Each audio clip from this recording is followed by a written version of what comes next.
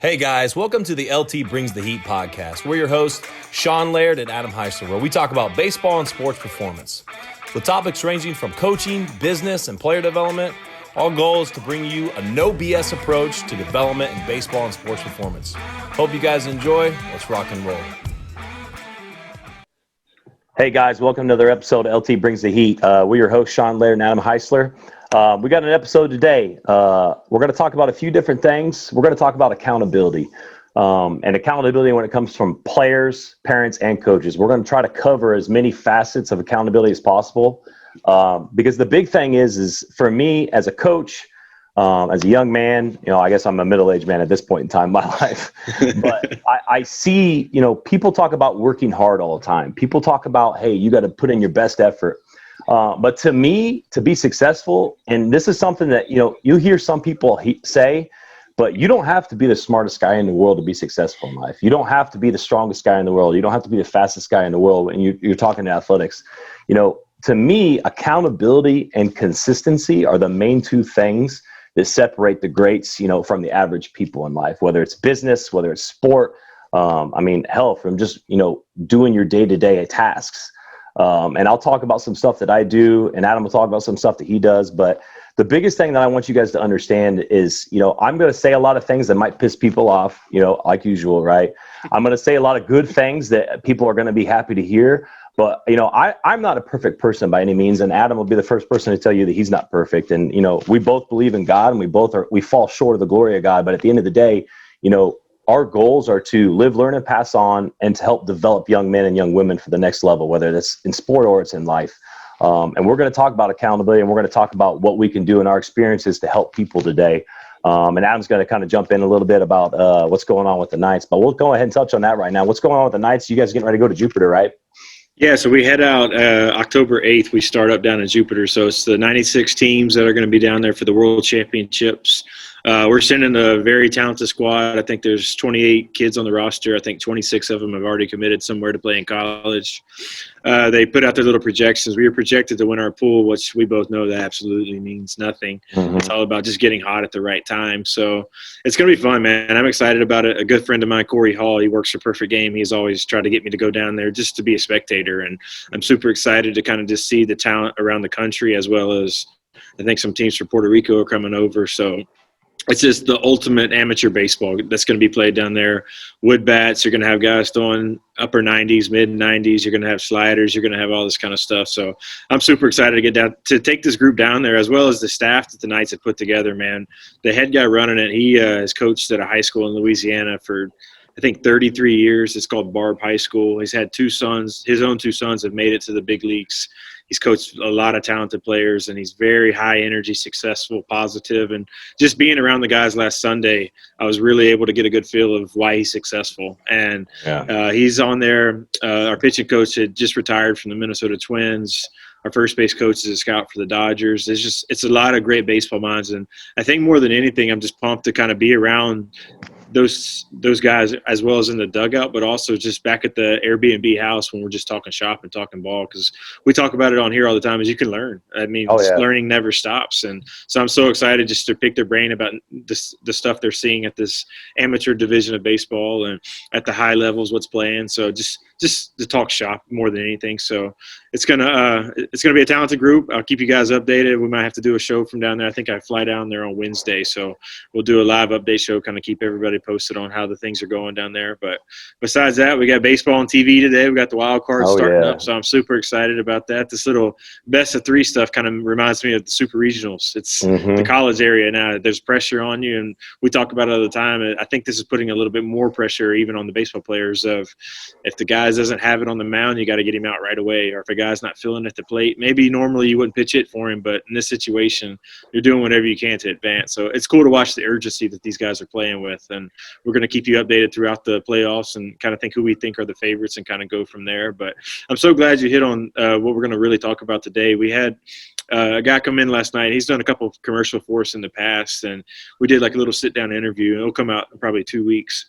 Cool. And one of his questions was, like, what does an athlete mean to you, as well as what am I doing here coaching that is making kids better? Not necessarily physicality wise, but we talk so much about mentality of focusing every single rep, every single pitch, and competing against each other. And I think I used the word competition probably 10 times last night without even knowing it, just because anything in life, you're going to compete. There's a winner and a loser. And you have to, whether you're going to the store and you're getting with somebody from that standpoint of what's going to get figured out here. If you're working at a retail store, there's just so many different scenarios that you can have of the competition base. You can challenge yourself. You can compete against yourself. So accountability, another thing that we had talked about before we came on, is everybody claims they want to hear the truth. And then when you're honest with them, they don't like it. They don't like constructive criticism. And I think we got to really talk about these players have to understand constructive criticism. And more than anything, you nailed it, is like these players have to know, number one, that we love and we care about them. And then we can push them harder. If they just think all the time we're getting on them. We've played for guys like that. You just don't ever think you're pleasing this person. And it stinks to be a player in that situation. But if you really feel that that guy loves and cares about you, you can understand, hey, this is why he's doing it to me. Now it's my turn to step up and get after it. Absolutely. Absolutely. And, I love the fact that we're going to cover, the player perspective, the parent perspective, and the coach perspective. Because obviously the majority of the time we're talking to players, we're talking to parents, and we talk to coaches as well, but it's mainly toward the players about, hey, what to get better at. Hey, this is what we need to focus on. But we can talk about X's, O's, and mechanics, and we're going to have a million episodes just like we've already had about that stuff. But it's episodes like this that, hey, if you're a parent, sit down with your son or sit down with your daughter and listen to this. And kind of the things that I want to talk about first is I want to talk about players specifically. We'll cover them. And I want to talk about players that are blaming others for failures, players that blame other people for, screwing up maybe in a game, maybe in the weight room. Is there anything like that, Adam, story-wise, or anything you can think of in recent history of players that, they're pointing at everybody else but themselves? Yeah, unfortunately, it seems to happen, especially out on the ball field when errors start to happen. I've noticed when errors start to happen, maybe it's the pitcher getting on the position players or the position players getting on each other about, hey, you got to make that throw, you got to make that cut. And one instance this summer, we were actually at the World Wood Bat. It was the one game we lost, but we had – in that pressure situation, we're playing a very good Canes national team, and we broke down. We had 3 errors, and then, like we always talk about, is we didn't make those errors on purpose. They just happened. And the players started bickering towards each other. And myself, as well as the guy I coached with, Coach Chris Poole, he's an awesome guy, very positive guy, called everybody together right away and told them, look, the negativity's got to get out of here. Like, we're all in this together. When the going gets tough, don't go against each other. Come together and fight for each other. So that's one instance that in recent memory, I can really point to from the standpoint of blaming somebody else for something else going on. An instance for the weight room, well, maybe it's, hey, I'm not able to get my work in because this one over here is being too slow, or he's not showing up on time, he's not pushing me. Where I think kids nowadays have to understand is the drive comes from within yourself. Is, yes, this is a team environment, but if you're not in this for yourself and trying to get better as yourself, you're not going to be a good team. Mm-hmm. So it's kind of, you hear that saying a lot of like, oh, you don't want selfish ball players. Well, I kind of want selfish ball players, because selfish ball players, from a standpoint of self-accountability, they're going to put work in on their own. They're going to eat right. They're going to do everything necessary to help the team. I think that's what you've got to really bridge that gap together. I'm not talking about selfish that goes up there and swings through the fence every time and doesn't want to play the game. I'm just meaning from the standpoint of you've got to care about this. And if you don't, go do something else. Go play golf because it's literally just you out there playing, or go play tennis. It's just you. This is an ultimate team sport where you've got to be willing to sacrifice anything for your job, for your team to win. And unfortunately, at the end of the day, not everybody's going to play professional baseball. But if you just have the accountability standpoint of, I'm going to give it my all, I'm going to do what I need to do for the team. I'm going to wear a pitch 90 miles an hour off the shoulder to help my team win, or I'm going to make that dive and catch. Whatever it is later in life, you're going to remember that kind of stuff of why you're being successful now. And so more than anything is self-accountability and look in the mirror. A lot of people don't want to look in the mirror because they're so busy pointing fingers at somebody. And I'm not getting recruited because my coach doesn't like me. No, that's probably not the reason right there, but you're already telling yourself that. Maybe you're hearing it from your parents or you're hearing it from somebody else, but in my opinion, you're making excuses about it as opposed to handling it and doing the best you can at it. But that's just kind of my opinion on it. What was your thing from a player standpoint, where maybe it's an example you have, or you deal with a lot more guys in the weight room, maybe something on the weight room side of things of what excuses they come up with or the self-blame that they put on other people? Absolutely. We live in, and I don't want to sound like that old guy because this is with every generation, but people lie to themselves, and I feel like it's happening more than ever. And I have a love-hate relationship with social media. And what I love about social media is the information, the knowledge that we can get from other people that do what we do or get motivated from other people doing things. But 90% of the people that are online are BSing everyone. And there's people that I know, there's people that I've seen that say they're living a certain way or say they're training or working hard a certain way. And in the real world, they're not doing that. And again, like we've talked about before, people want the appearance of being a badass. They want the appearance of being a hard worker, but they don't actually want to go to it. They want all the credit. But the problem is that, it's the journey and the process where all that knowledge comes from. It's the journey and the process where your confidence comes from. It's the journey and the process that creates you into a hard man or a strong, independent woman. And you can't skip the road traveled. You can't. And I'm gonna go through probably 3 stories right here, and it's gonna be a little long. But I'm gonna talk about my first year at South Alabama. I was the #1 hitter coming out of the state of Indiana, and I was like the 4th prospect overall. There were 3 pitchers in front of me. I fractured my L4, L5, and S1 in my back. It was March, April of my senior year of high school. I was already signed to go to South Alabama and everything. I show up on campus, and I'm pretty much just doing bitch work all the time. And I'm painting base paths. I'm doing field work. I'm cleaning the dugouts. I'm doing all this stuff. So I went from this, and of course I had an ego just like everybody does. And I went from that guy to being humbled, in 2 seconds and going down there and having this route. And that went like that. I was injured for about 22 total months. I played through an injury in my redshirt freshman year, but fast forward a year later, I took a medical redshirt and I threw Kit wanted me to field some ground balls at third base. And I spent the whole summer, I didn't play anywhere, obviously. I spent the whole summer working an umpire job and just trying to get my back healthy enough so I could keep my scholarship my redshirt freshman year. So all I've worked on was hitting. And so, being 19 years old and being kind of like, okay, hitting's the most important thing, which in essence it is. I was not prepared to throw baseballs from across third base. And everybody knows me, knows that I could throw the ball 90, 92 miles an hour with a crow hop and really get into it in my prime, back in my has-been days, right?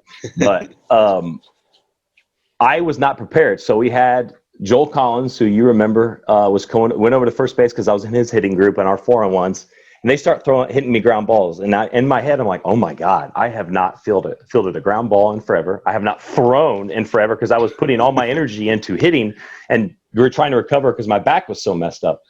I ended up, I did okay fielding, but I probably 1-hopped and 2-hopped about 10 balls across the diamond, right? I could have left that saying, hey, they screwed me over. I wasn't prepared for this. This was our first 4-on-1 practice, but I left that with the mindset of I screwed up. I did not prepare myself for this. No matter, even if I had this back injury, even if I was in unbelievable pain, I used to put on horse liniment on my back in college just to be able to get through the pain to play. And even with those as quote unquote excuses, it's still not an excuse. I still should have found time to throw. I should have taken less hacks at the plate and focused more on getting my arm in shape. I could have sit there and said, hey, that's the coach's fault. He doesn't know my story. He didn't know the trials and tribulations that I've been through. I showed up when we had a 4-on-1 practice and I wasn't prepared. My fault. Accountability's on me. And I still, to this day, I think about that every now and then just because I let myself down, but it was a really good learning experience for me. And I made sure that I was prepared for any random situation possible. So let's fast forward to now as a coach, as a mentor, trying to help young men and women at the next level. I have a story about a kid from the strength and conditioning side. He came up to me and basically said, and this was some time ago. I'm not obviously getting into details who this was because I love this kid. I loved him when he was training with me. But he comes up to me and goes, Coach, I don't know if I'm getting the gains that I should be getting coming here. I thought that I think I should be making more gains. I'm not getting out of this what I've been told I'm going to get out of this, essentially. And he said some other things. And so I sat back and I listened to him. I listened to him talk about how he feels like he can recreate the environment at his house. Okay, go ahead, continue. And so he says, I feel like that I can do this without having to pay for it. And I feel like that the money is not worth, what I'm getting out of this year. And I go, okay. So I asked him, how much he thinks it should be. He didn't really have an answer for me. I told him straight up forward, I've never had anybody complain about the price because I always have a mindset of over delivering. And then I started asking him more details. Like, hey, have you been doing everything that we talk about when you're on your own? Well, what do you mean?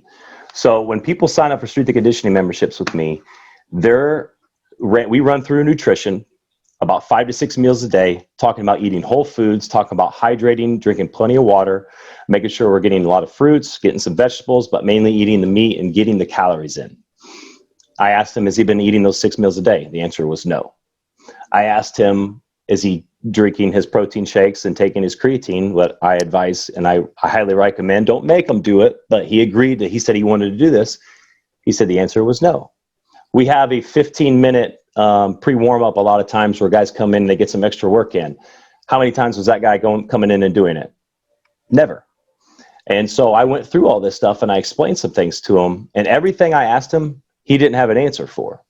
And so what he was doing, and what I found out later on, is he was talking to a couple of his buddies about how he hasn't been gaining weight. And essentially he said all those things to me because he hasn't gaining muscle. And I asked him, how long have you been training? How long have you been training in the weight room? And he said, 1 year. I go, so you know everything about there is the strength and conditioning, and then 1 year into this. I go, man, I wish I had that kind of knowledge base, man. Just joking around with him. And I told him, I was like, dude, I'm not mad at you. I don't dislike you. I actually love you as a young man. I'm really glad, because I really am happy when people are honest with me, because it helps me help them. And I told him, I was like, I can't help you if you're not honest with me from the get-go. And I can't help you if you don't do what I ask you to do, if you're not implementing those things. So what this kid is he was blaming me because his weight gain wasn't where it's supposed to be. He was still 20 pounds below where he wanted. And I told him, like, we break down muscle in the weight room. We're training for strength, we're training for power, but we're also training for hypertrophy. We're training to gain muscle, we're training to gain size. It is impossible to gain weight without putting fuel in your body. It's a law of thermodynamics. If you got to consume more than your BMR in order to gain weight. And he apparently had this mindset, and even though I went all over this, had this mindset that he was going to gain muscle and get big and get, all this other things. And guys his age were 20, 30 pounds heavier than him. They were making, improvements physically. And the funny thing about this kid is his numbers were all going up. His deadlift numbers were going up, right? His vertical jump was going up. All of his actual metrics were improving, but in his head, he was not improving because his body weight was at a certain level. And that kind of showed me what most kids kind of see is it's not about the whole picture to them. It's about what they see in their tunnel vision of what they think is improvement.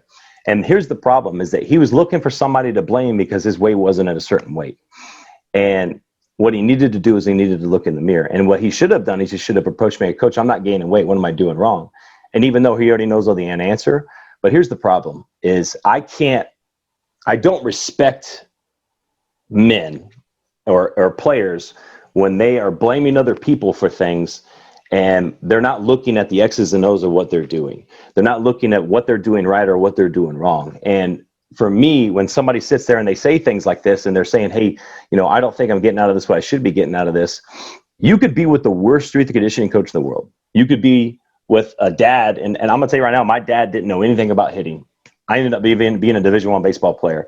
The only thing that I did is I worked hard and I was consistent and I did everything that was asked of me. I figured it out. And a lot of coaches and instructors will talk about that as well, as the body auto-regulating and figuring things out. You got to hit 90-mile-an-hour fastball. You got to figure it out. And, your timing gets better. It is what it is. And this kid this young man, he didn't understand those things. And once I broke it down with that, by the end of the conversation, it was a completely different kid. He kind of goes, well, now that you break it down like that, I kind of understand a little bit. And what I realized with this story is you can never communicate enough. You can never have these conversations, these tough conversations enough. And what I should be doing more of, and now I looked at how can I grow as a coach? What are you expecting to get out of this? Hey, how's your goals? Are you achieving your goals right now? There's questions that I need to ask more consistently. And obviously I can't make those kids answer those questions. But to me, by saying you're too busy, which he said he was too busy to eat enough meals. He said he was going to this practice, football practice. I couldn't find meals here. Those are all excuses. Saying that you're too busy is just a bunch of BS to lie to yourself. The reason why you're not achieving your goals. And again, if you want to be successful, if you say you want to play at elite level, you have to do things that you don't want to do. You have to do the dull, mundane things you don't want to do, period. And when those things happen, you've got to look in the mirror, and those are growth opportunities. And when coaches have those conversations with you, those are growth opportunities. But for me, pretending that if you're an athlete and you're pretending that you have all the answers and you're blaming somebody else, there's a huge problem, and you're not growing mentally inside and emotionally like you should be.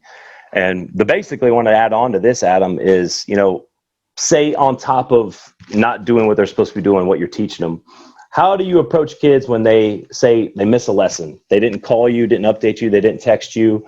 Somebody screws up. Maybe maybe you had team hitting one day and they didn't let you know you weren't going to be there. And I actually was approached this, and I was asked this question on Twitter actually today.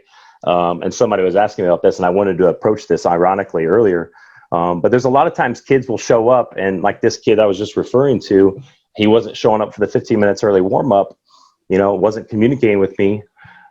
How has that happened to you in the past, and how have you approached young men or young women to communicate with you and have more responsibility and discipline and accountability?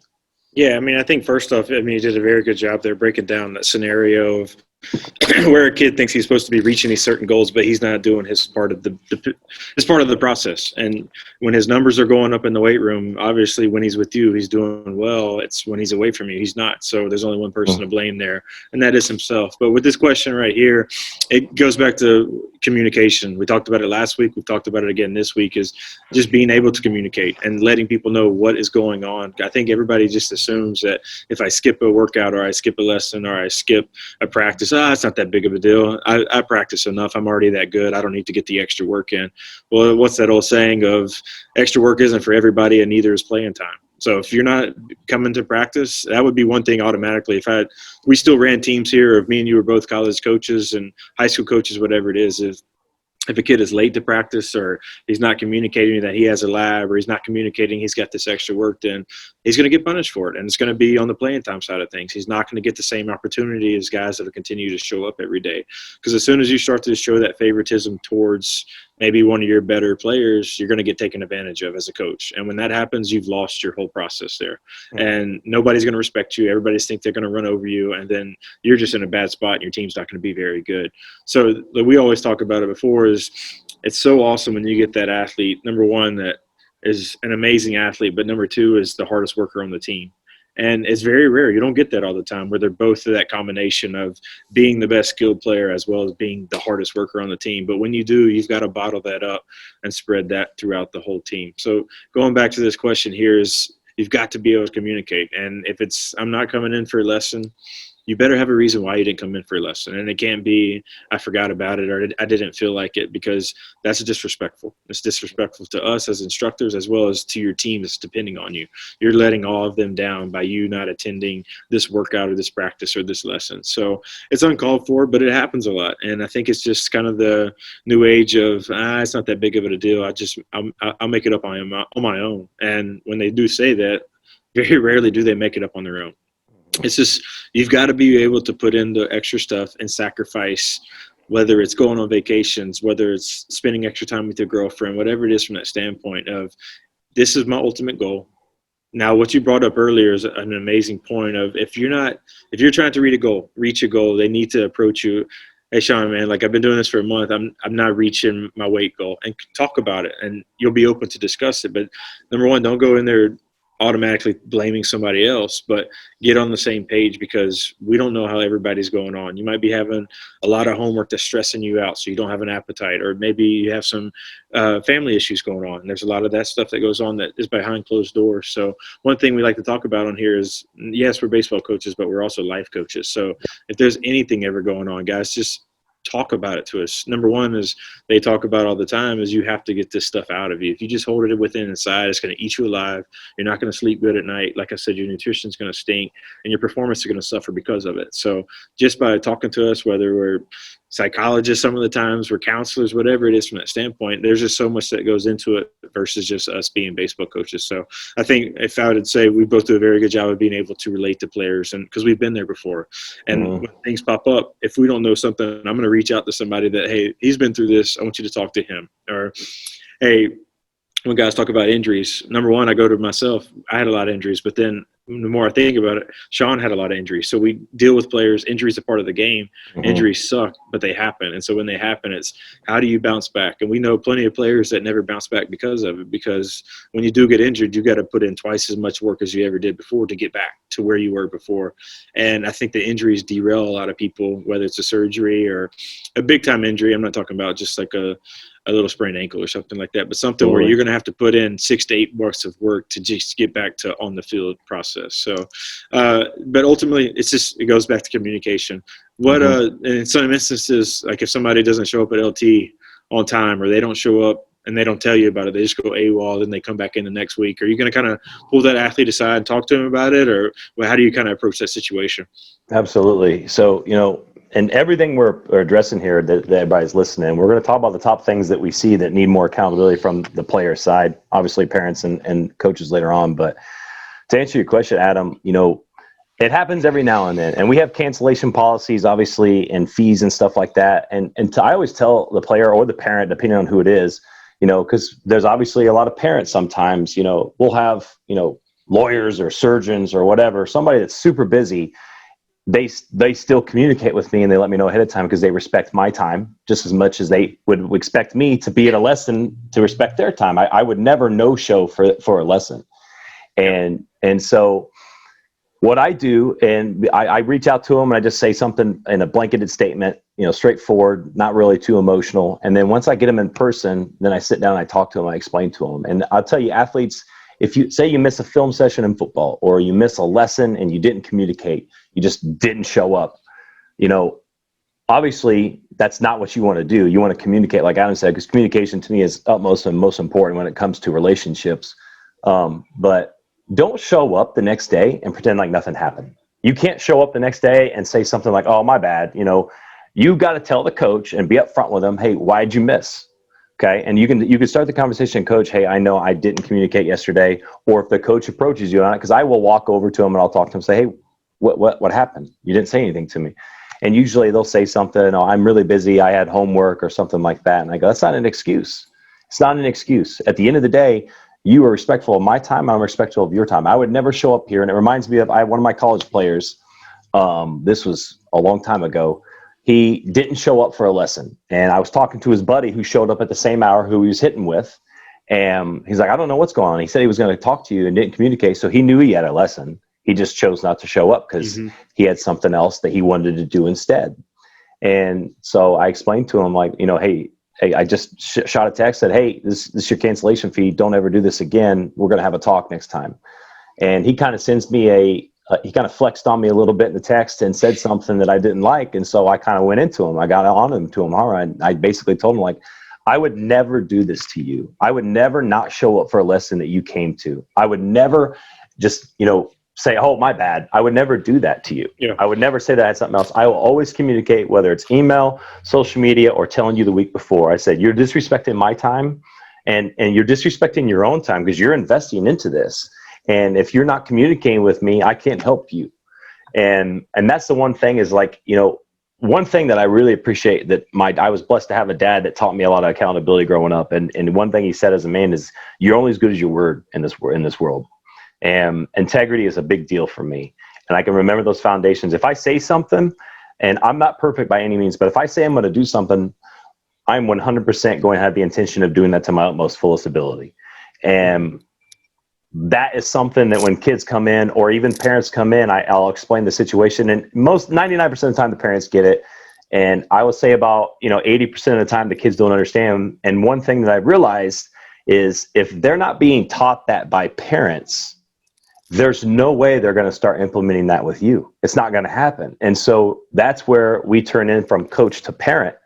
And we have to start teaching them, hey, why is this important to communicate that you're not going to be somewhere? Why is this important to let people know? And that's the thing, is like they don't understand the ripple effect. There could have been somebody else hitting in that hour that wanted to get a lesson in. They couldn't get in because they had a family emergency. maybe there was a new client that wanted to come in and they wanted to get a lesson in, and I couldn't give it in that hour. Maybe that kid was the only kid coming in that hour, and I wanted to go home and kiss my babies goodnight that night. There's so many factors, and there's such a domino effect for decisions that you have no idea. Because at the end of the day, like you were saying earlier, there have been kids that have come in, they missed something, and they had tears in their eyes, and something happened. And I want to put my arm around them and talk to them, and I could care less about them missing the lesson, but I talk to them and communicate with them. I always use a story. When I was in college, my sister passed away at 26 years old, unfortunately. And it was the day before I had to report back to South Alabama for practice in the morning. And I didn't want to do it. It was very, very, very sad, and obviously a really big hole in my heart. But I knew that I had to make a phone call and tell Coach Kittrell that I wasn't going to be there. And I told him the story, and obviously he said he was sorry, gave his condolences, but it was something like I could have just, understandingly just not said anything to anybody.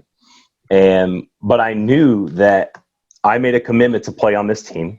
I'm getting paid basically to play on this team with a scholarship. I have to respect Coach Kittrell's time. I have to respect my teammates' time. I can't have them showing up at 6 a.m. lifts and going, where the hell's Laird at? Laird's not here. And they assume the worst, obviously, and say, screw this guy. When they're going in there and killing it, not knowing why I'm not there. And that's something I'll use that story to a lot of people a lot. And that's obviously, people could take that different ways. Like, oh yeah, you're using that, blah, blah, blah, blah, blah. I'm just trying to give you guys my experiences in life and what I use in situations like that. And it doesn't matter the situation. I've also had a parent who his car got broken into. They shattered the glass everywhere. And he called me and let me know he wasn't going to make the session. He's got to talk to the police, obviously, but he was respectful enough to give me a phone call. And those are guys like that I respect 100%. I'll run through a wall for, as I always say. But talking about that and transition into this as the players, we talk about players understanding how to communicate with coaches, how to talk to coaches. It actually starts with the parents. And Adam, as you know, like a lot of times with negative parents will come negative athletes, and then accountable parents become accountable athletes. What are some of the things that you see as parents that, some of the main top 2 or 3 things that you see as parents that are not helping their son? Maybe they're enabling their son or daughter to do negative things as opposed to really teaching them how to grow and be an adult. Yeah, and before we hit on that, I want to just kind of piggyback off what you were talking about earlier. Mm-hmm. It's funny, I was talking to my buddy this morning. We were just talking about be yourself and be who you are, and don't put the fake guy and prono out there like you were saying earlier on social media, and then I run into you in the gas station and you're a totally different guy that is cussing up the store and talking about everybody, whatever it is, but then on this perception of when you're in public, you're going to act like you're this certain kind of type. So just be who you are and be honest, number one. Mm-hmm. But yeah, going to the parent kind of issue stuff. So it's funny, my wife Jennifer is a teacher, and how similar our experiences are when we talk at night about maybe what happened during the day, where maybe she received an email from a parent basically blaming her for not doing her job as a teacher, mm-hmm. when the student in the classroom is disrespectful, misbehaving, not taking homework, having their phone out, whatever it is from that standpoint. But they're so easy to blame the teacher versus taking accountability with the student. So the same could be said for what we do. Is so easy to blame us when their kids are not having success, when maybe they're not working out on their own. They're not doing stuff outside of the facility. When they are here, they're not giving 100%. Or maybe ultimately they don't like the game of baseball. I think one big thing is, like, parents, make sure that your kids are invested in this as well, because the last thing me and Sean want to do is put our heart and soul into you getting your kid better, and your kid doesn't even want to get better.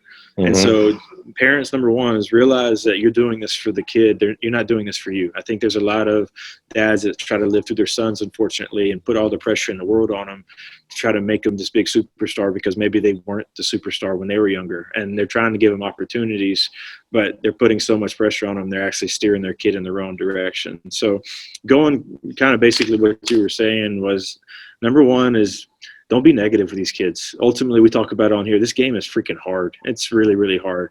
So don't be negative on kids if a kid goes out there and goes 0 for 12 on a weekend. It happens. I was talking to Dad the other day. I said, hitting is a lot like fishing. Like sometimes you have awesome times, you catch every fish out there. And sometimes you go fishing and you don't catch squat for 2 hours. It's just a part of it. It's the same thing with the hitting world. So the negativity, it's got to stop. Be there for him. And all I would ask, and I was able to do this with my stepson when I was not coaching him for the first time back in the last fall. The summer, the only thing I would ask him was when he got in the car, I was, number one, did you give it your hardest? Did you compete as best as you can?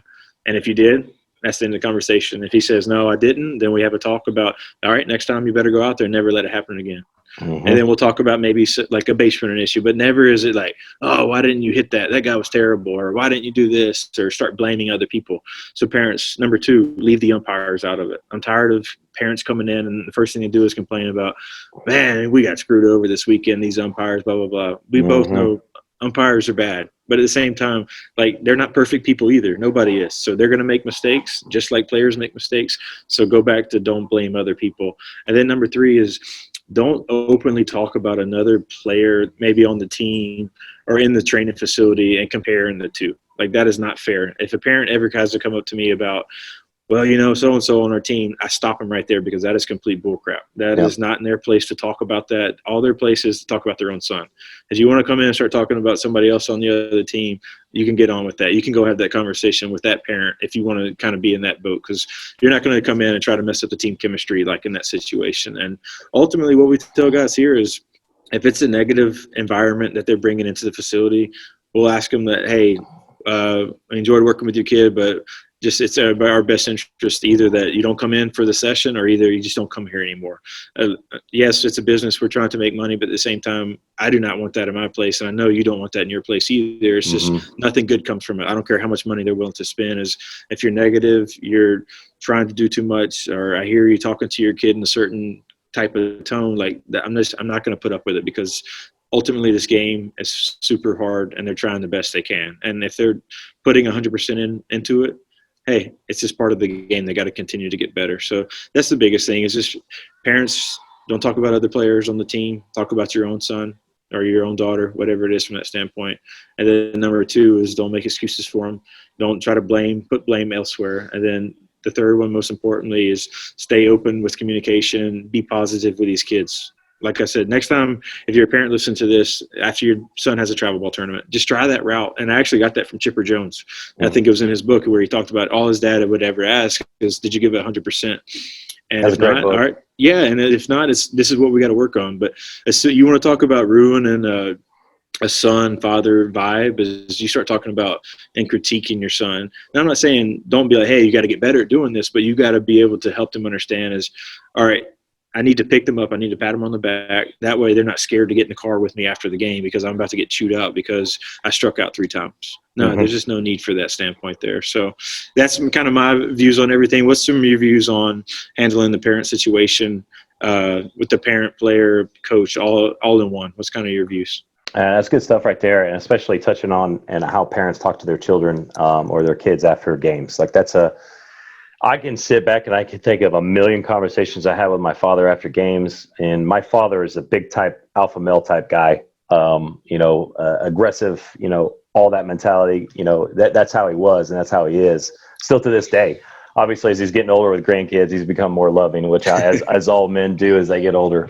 But I think, you hit the nail on the head. I'm going to get a little bit more personal here, and I'm going to talk about parents and the fact of, what kind of example are you leading? Now, I have 3 children, and my kids are at the stage. I have a couple toddlers. I have a 4-year-old, 2-year-old, and then almost a 1-year-old now. And they copy everything that I do, except for obviously the 1-year-old. She's just happy hanging out, living the dream. But they copy everything that I do. And whether it's my attitude, whether it's my body language, lifting all the time. Like my kids actually lift all the time because they see me lifting and doing things all the time, which is really cool. Yep. And I want to show that example of working hard and being disciplined and doing things. And I can already see that impacting them immediately. But also, when I'm in a bad mood or I'm stressed out, my 4-year-old will look at me and she'll go, "Daddy, are you mad?" And I go, man. And I will respond to her like, no, daddy's not mad. He's just frustrated right now. He's mad. He's upset right now. It doesn't mean it's affecting me. But if my daughter is asking me that, obviously my body language is showing something, or maybe my tone of voice is showing something different. Now, obviously, you know, with life, we're going to have stress and stuff. And I'm a very, you know, and I'll be 100% honest, like I'm happy all the time. I'm very happy with what I'm doing. I get frustrated at certain things, like, you know, there's certain goals I want to achieve, and I have to take the long route, and I get pissed off that I have to take the long route. And you and I were just talking about the future of Laird's training and future build. And I want to find some land and rock and roll, but it's just, I got to wait for that opening to happen, and I got to be patient. But I'm going to tell you one thing with parents, like, what are you doing when it comes to a work ethic? Are you setting your kids up for success with the work ethic? If your son comes home and all they see you doing is sit in front of a TV all the time, drinking beer and just watching TV, to me, that's a problem. Are you putting yourself in a situation where you're having these conversations with your kids? And I know parents are busy, and I know I harp on parents a lot. There are parents that do phenomenal with their children. And I'll give you an example. There's this dad that his son's been working with me for a couple of years now, and he's made unbelievable games in 2 years. His high school coach just told me this summer, he's like, he's a completely different ball player. It's unbelievable how much work he's put in. And I love hearing that stuff, and he deserves every bit of that praise. But his dad, when he first started with me, he's like, hey, if he's not working hard, I want you to tell me. If he's not showing up and doing the right things, I want you to tell me. Because I don't want to invest in something like this or pay for something like this if he's not going to give 100%. And I go, hey, dude, I'm already going to tell you right now, I love your attitude. I love that mindset. And he's setting the standard and setting the precedent of, hey, if I'm going to help you to achieve your goals of playing college baseball one day by paying for lessons or investing in this summer baseball team, you're going to give me everything you got. You're going to give your coach everything you got, and you're going to give yourself everything you've got. And that right there is the type of mentality I love. He didn't ask about, hey, can my son play college baseball one day? He didn't say, hey, is my son the worst player in the world? He just wanted to know, is he working hard? And he wanted to know, is he getting his money's worth when he shows up? Like, is he putting it in? Not from my side at all. And he goes, I've talked to you a million times. He talked to me. I goes, I know, Sean, that you're going to do everything you can and bust your ass for my son. But I just need to know about my son. And I loved that. Because then I knew right then and there that dad is on the same page as me. Because I've kicked, like we've talked before, I've kicked kids out of Laird's training because they're not setting the standard and they don't represent LT in the right way. So as a parent, you know, you're investing in lessons. How are you helping your son up with success? Another thing is like, so you're paying for hitting lessons, or you're paying for fielding lessons or pitching lessons or whatever you're paying for. What does your son have amenity-wise at home in order to help do those drills and do those things on his own? Are you just expecting him to get better 1 hour a week and not continue to develop on his own? That's a problem. Like, you're not helping them. Are you teaching your kids how to have conversations with adults? Are you teaching your kids how to be disciplined? And what I mean by that is, say, you know, your son is getting recruited by a college baseball coach. If he's talking to him in person, is he looking him in the eye? Is he shaking him with a strong, firm handshake? Is he having a good conversation? And one thing down south that I love, and my kids will do this, but down south, everybody says yes or no, sir, no matter what it is. And if it's an adult, you know, they'll say, like, if the guy's name is Mike, they'll say Mr. Mike. And I love that. I might say, my dad rose me up the right way, but up north, it's completely different. Like, people don't do that. Like people up north kind of see it as, you know, disrespectful at times, you know, if somebody's a little bit younger. But it's just a mindset. It's a respect thing. And that's one thing that I loved about the culture in the South, and what I want to carry into the culture in my family up here up north. I still consider myself a Southern boy at heart just from living down there. But there's a lot that we can learn from families that teach their kids like that, and teach their kids to say those things, because they're teaching them how to respect adults. They're teaching them how to respect authority, but at the same time, they're teaching their kids how to have conversations, how to be respectful in those conversations. I've talked to kids. I picked up kids for summer baseball, and I call them on the phone. They're like, yeah, and they're just giving me one word answers. And I look at them. I go, I already don't look at them. Obviously, I tell them, I go, dude, we got to work on your conversation skills, man, because this is terrible. This is terrible. And they get offended. They get super butthurt when I say that to them. And it's like, so I'm trying to tell you something to make you better. And like you said earlier, like, everybody likes the hard coach mentality of discipline, accountability. Let's give everything we got. Let's maximize our ability until that person is called out. Then they don't like it anymore. They don't like that mindset. And these are things as parents that I think that are looked over a lot. And, you know, when I would get done playing, obviously my dad would want me to be successful. But one thing that he did a good job of is he would tell me that if my body language sucked. He would tell me that if I had a bad attitude. And I remember all the way in Little League, if something bad would happen or a bad attitude or my body language, he'd get on me after the game and he would lay into me. And of course, when you're that age, you're like, oh my God, leave me alone and stuff like that. And as I got older, I understood, like, hey, you're representing your last name everywhere you go, but you're representing your coach, you're representing your team, you're representing yourself, when it comes to jobs in the future. Body language tells me as a coach, and now I really consider myself as reading body language as one of my strengths. And as parents, I think they get too caught up in, hey, you went 0 for 4 with the day with 3 Ks. Hey, you made that error at shortstop, or hey, your coach is putting somebody else into there and you're going out into the outfield. Like, he shouldn't be doing that stuff. You're talking about all the wrong things, and you're talking about things that are out of, the mistakes are going to happen. It's out of your control. You're going to make mistakes. But one thing that is missed upon is, how is your son handling himself? How is he interacting with his teammates? Is he a good teammate? Is he a good person? Does he pick up trash in the dugout just because it's there? And that's one thing that I will say only 10% of athletes that I coach will see trash on the ground. I was walking from my kids' preschool the other day, and I saw a bag going around. I looked around. I was like, whose bag is this? And nobody was picking up this bag on the ground. I just went over and I picked it up and I threw it away. And again, I'm not a perfect person. I'm not sitting here saying, oh, look at Mr. Laird. He's the nicest guy and the best guy in the world. I'm obviously not like that. I have a bad temper and I make mistakes all the time and I get irritated and I piss people off. It is what it is. But what I'm saying is that I'm intentional with trying to do good things. And as a parent, the biggest thing that I think that is misconstrued and is not looked on when we're coaching these athletes is, are you raising a good person? Are you raising a person that's lifting other people up? Are you raising a person that can communicate with adults? Are you raising a person that when he gets to the real world, he can set out himself up for success for a job? Because let's look at this and let's do an analogy real quick. Hey, Coach Adam, why am I on the B team? I don't understand why I'm on the B team right now. I should be on the A team right now. We're going to go to another organization. Or Coach Laird, this is disrespectful. I've been on the A team my whole life and now I'm on the B team. Why? This is your fault. Everybody else thinks I'm an A teamer. My mom and my grandma think I'm an A teamer. Okay, so as a parent, if you are initiating that conversation and you are saying those things to your son or daughter, you are basically telling them in the future when they get into a real world and they have a job interview, they don't get the job somebody else gets the job. You start making those same excuses. Are you going to call that employee? You're going to call that employer and say, hey, you made this mistake. This person's been an A+ person their whole life. No, you're not going to do that because it's the real world. It's do or die. To me, life is war.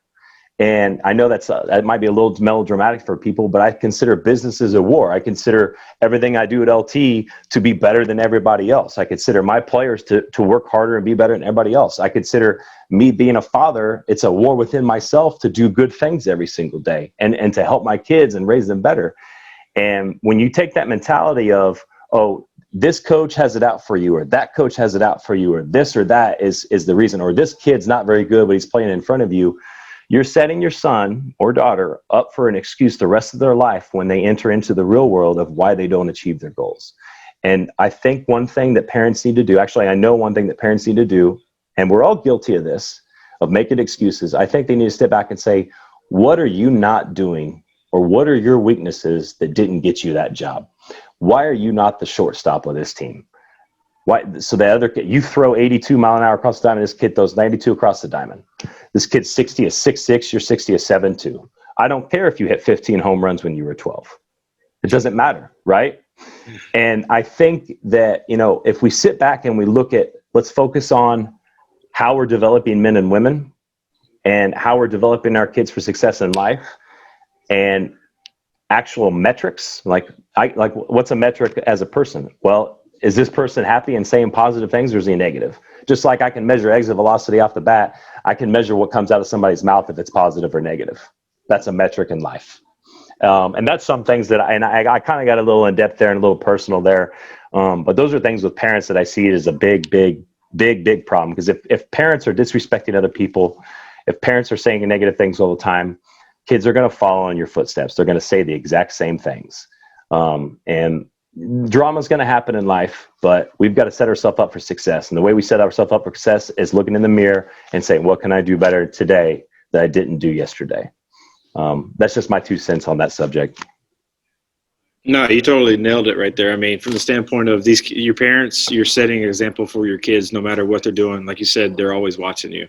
And so if they see you do it, they think they can get away with it as well. And then you want to start being disrespectful to the coach, and you want to end up on some bad list. And I think that's where a lot of these, we call them travel ball hoppers, happen, is they go from one team to another, to another, to another, whether it's the parents saying they should be on the B team, then the kids start saying it, and then he's disrespectful to this other team because he thinks he should be on the A team, and then it just trickles downhill from there. So I think the biggest thing is just these kids have to understand what respect is, as well as accountability, punctuality, and they've got to be able to understand how to compete. They don't know how to do that stuff anymore. And it drives me insane because you can try to get it out of them, but some kids just don't know how to do it. And parents will come in and be like, hey, you can be a disciplinary now. And number one is, it's not my job to be a disciplinary to your kid. Like, you should discipline them.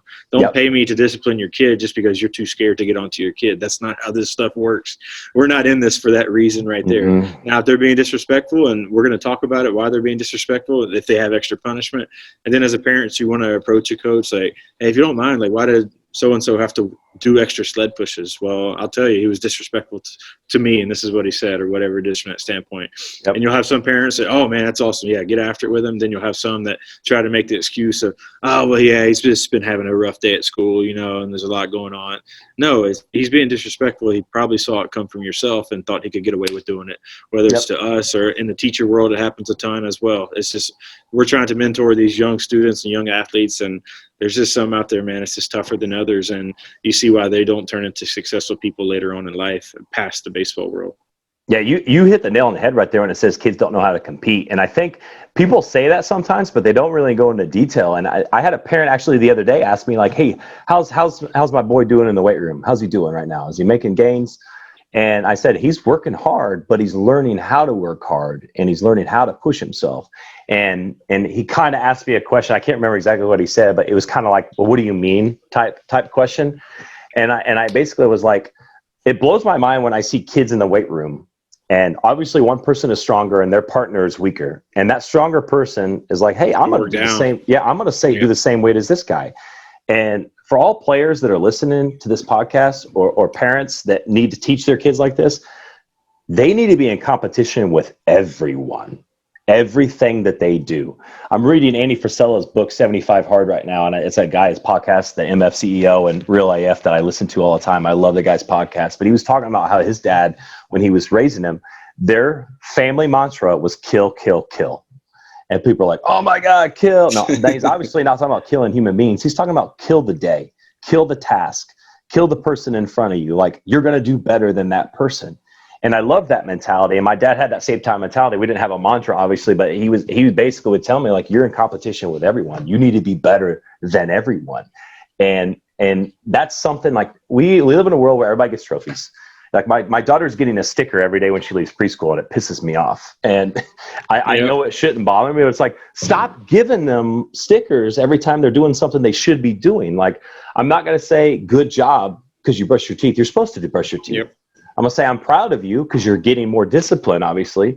I'm obviously not trying to treat and talk down to my kids, but you've got to stop saying, hey, participation is getting better. It's not. Participation is what is expected out of you. It's expected out of life. Paying your taxes, doing things you're supposed to do. You shouldn't get praised for those things. And because of that, people don't know how to compete. And they say, well, they're getting rewarded for normal things. And if you listen to it, I'm going to talk about a little bit of psychology right here. If you really watch families that try to praise everything that kids do and the brothers and sisters do, when somebody actually really has success, you start seeing animosity, and you start seeing them getting pissed off at those kids and basically deflecting and showing anger toward that person, because they're actually, and they're really actually seeing somebody be successful, and then they get mad at that. They get that envy or jealousy, if you want to compare that. And I hate those words. I've never had a feeling of being envious of somebody, because I think, and I'm kind of getting into depth here and in my heart here, but the biggest reason is because I consider myself a competition with everybody. Like, my route is my route. My road is my road. And like, I'm never going to compare what I'm doing to somebody else is doing. Naturally, as human beings, we will compare like, hey, where should I be at right now? But I've always had am I better than last year? Am I growing from last year? And so anyways, long story short, to get to the dad that answered the question, he goes, well, I had him put 50 more pounds on his barbell for RDLs. And he was trying to do lighter weight, and he achieved that 50 pounds and did pretty well at it. And if I wouldn't have pushed him and told him to put that weight on, he wouldn't have done that. Obviously, if he didn't have the right technique and didn't do those things, but there's a mental barrier that kids put on themselves, and it prevents them from achieving things that they may say is impossible. And that's one thing I think that parents can do a better job of is, hey, if you're busting your ass and you're doing everything, you can achieve anything. Don't set a barrier for you. If you're doing something, and that's one thing, is once something gets a little hard, they think just because it's hard, okay, I'm doing good enough. But what about, can you do the thing that's a little bit harder? Can you run that extra sprint? Can you add that extra 5 pounds? Can you ask that question that you're insecure about asking Coach Adam at the end of hitting that maybe you're not understanding? Those are things that you need to take next steps in. But I love that you said that about not being able to compete, because those things that people talk about all the time. But like, if you treat everything as a competition, you're going to learn how to compete. Period.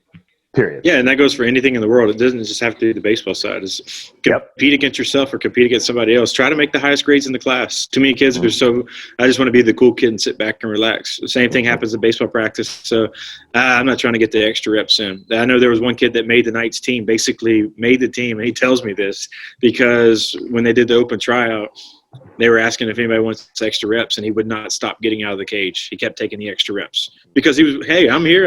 I'm trying to show out for these guys. I'm going to continue to do this. I'm not going to be – and everybody made fun of him for it. But, look, he made the team. Now he's on the black team, and he'll play college baseball one day. But it's just that atmosphere of competing and trying to compete against yourself. And if you don't have that, you need to start trying to create it. Mm-hmm. And we talk about it all the time is anything in life that is hard, if you can overcome that, you feel this joy and this like satisfaction of, dang, that was hard, but I freaking got through it. Whether it was gassers or a marathon or a weightlifting, whatever it is from that standpoint. Heck, even if it's like putting a puzzle together, if you put a 1,000-piece puzzle together, once you get done, you're going to be freaking proud. Where if it's a 25-piece puzzle and you put it together, there's no satisfaction in that. It's easy. Anybody can do that. So I think in anything in life, if it's hard and you can overcome that, you're going to feel so much joy, as well as you're going to kind of get that the competitive high that I like to talk about with guys is once you get a taste of that, you want more, and it doesn't stop. And then that's when it's game on.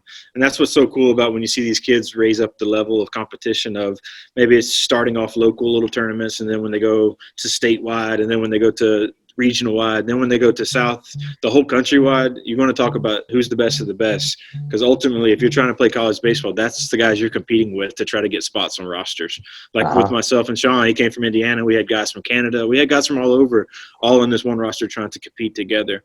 And one thing before we get off here, that it was funny, you were bringing up your stuff down when you were at South, and what I want to talk about the players is to have that player coach connection and relationship. I'll never forget my junior year.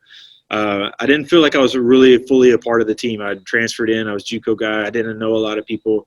And I just remember Kitchell was on me all the time, always on me. And I like to get coached hard. I'm not saying that I didn't like that standpoint, but the biggest thing I didn't like about it was I never felt like he truly cared about me. I thought he looked at me as just a number and a roster standpoint versus getting to know me.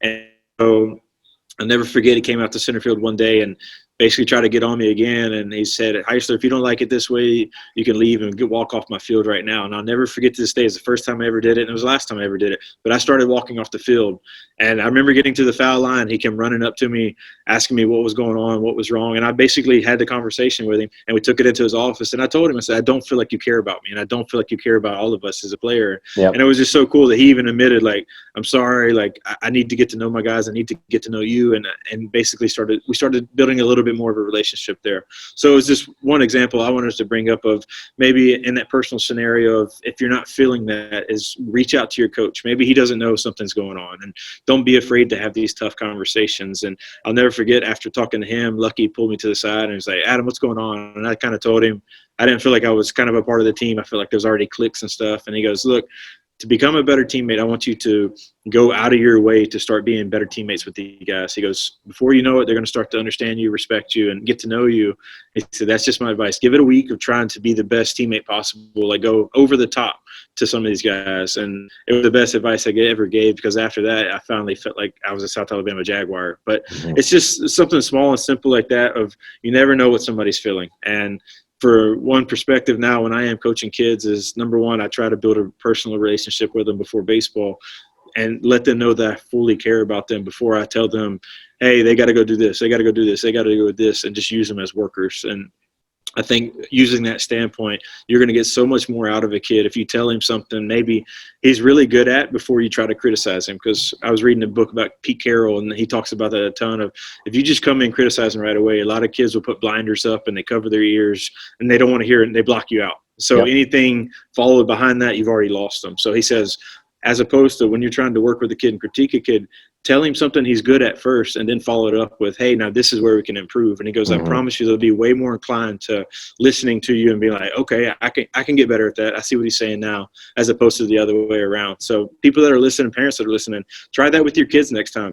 Hey, you're swinging the bat really well at practice today, but hey, our throws from shortstop, let's start getting a little bit more accurate on those. And I promise you the kid will understand, as opposed to as soon as they get in the car, what's up with your throws from shortstop? Why are they so bad? And then they forgot everything else that happened. So that was just a few things, little nuggets I want to drop here as we're getting towards the end. But I think this is an awesome episode, man. It was very cool. And we didn't really even dive into the baseball type of world. There was so much of just real world stuff that goes on that we're able to build. And this is why I love sports so much, is number one, watching sports and being a part of a team and being in a locker room and camaraderie. Like, you're having these kids from all over the place, from different backgrounds, work together to accomplish one goal. And does everybody have to like each other? No, not everybody has to be best friends. But when you strap up together, you better be ready to go to war, so to speak, with your team to compete against that other team. And if you give either one of us 25 kids that are competitive, that are blue collar, I could care less of how good they are at baseball. I'll tell you, we're going to give teams fits just based off that standpoint right there. Yep, absolutely. And I'm going to touch on this a little bit before we roll out, but I love that you said that. And as coaches, I actually vaguely remember you telling me that a little bit on practice. I completely forgot about that. Yeah. And as a coach, you can't let your players feel like they're pawns in your chess game. You can't. And when I first started coaching, my mental toughness and my thick skin is very good. Obviously, I feel like I could always get better, but I would start correcting kids constantly, and they would kind of take it the wrong way in the beginning. And I made a mistake of, instead of like asking them and talking to them and getting to know them a little bit more in the beginning and talk to them about their personal life, whether it's a girlfriend or their dad, what do they do with their free time. Once I started doing that, they would listen to everything I would say, and they would buy into it. And people that aren't listening, I'm a bigger guy. I have an intimidating personality. And there are parents that absolutely hate the way that I coach every single year. I mean, they hate it. Like, we get evals with the Bulls, and I would say 90% of them are positive. There's always one or two that are negative. And one of them this year was like, oh, this coach he micromanages everything. He's talking about everything. And I asked all the players constantly, I put my arm around them, asked them individually, hey, how are we doing this year? How are the players? How are we doing as coaches? Is there anything we could do better? And I do that all the time, because I want them to try to feel like they could be comfortable enough to tell me that, because they're not going to say it in a group atmosphere, but they'll say it to me one-on-one a lot of times. And I put my arm around the kids. I had 5 kids tell me that they love me at the end of the summer this year. And that's a big deal to me. Yep. And parents on the outside, they see me correcting or doing things and saying things, right, or raising my voice, and they get butthurt because I'm trying to fix, something with a kid, or maybe they feel like, oh my God, they feel like they're 2 feet tall because their kid's getting yelled at or getting in trouble. But they don't know the background of the story. They don't know that I talked to that kid beforehand about this stuff, and he put his arm around me, I put his arm around him, and we're developing a relationship. And that's one thing as a coach, we talk about accountability as coaches, you're a mentor first, and then you're going to be coach second. And mentor is a guy that's going to listen and instruct. He's going to help teach. He's going to help build up and lift up, and also discipline and give constructive criticism. And that's something that I think we could all do a lot better job of, specifically, when it comes to building the relationships. You can't coach the same year over and over and over and over. If you're doing the same year over and over and over and over, you're not growing as a human being, not growing as a coach. And you're going to have different personalities on the team every year. You're going to have different types of people every year. You've got to adapt or die as a coach. And that's one thing. And for me, that's why I feel like we're always so successful every single year. And I take a lot of pride in us being successful, is because we try to create that camaraderie, but also that accountability and discipline environment. And it's a fine line. Some kids don't understand it, and there might be one or two kids that leave the summer and they don't understand it, might not figure it out for 3-4 years down the road. But at the end of the day, like you said, if the kids know that you care, parents know that you care, they might not agree with everything that you do, but they're going to respect and buy into that process 100%. Yeah, no, you hit the nail on the head there. And yeah, I think we covered pretty much everything from that standpoint today. So I'm proud that we were able to do this, man. A lot of people I don't think will set their ego aside and kind of talk about past experiences that they've had and bring them up and have open conversations about them. Because ultimately, like we talked about earlier, is a lot of people want to act like they're the tough guy, but they don't want to sit down and tell what helped them get to where they are today and the adversity that they've overcome. So this was good stuff today, man. Yep, the real tough guy admits his faults and goes through his background and is open book. That's the real tough guy. But all right, guys. Well, hopefully you guys enjoyed this episode.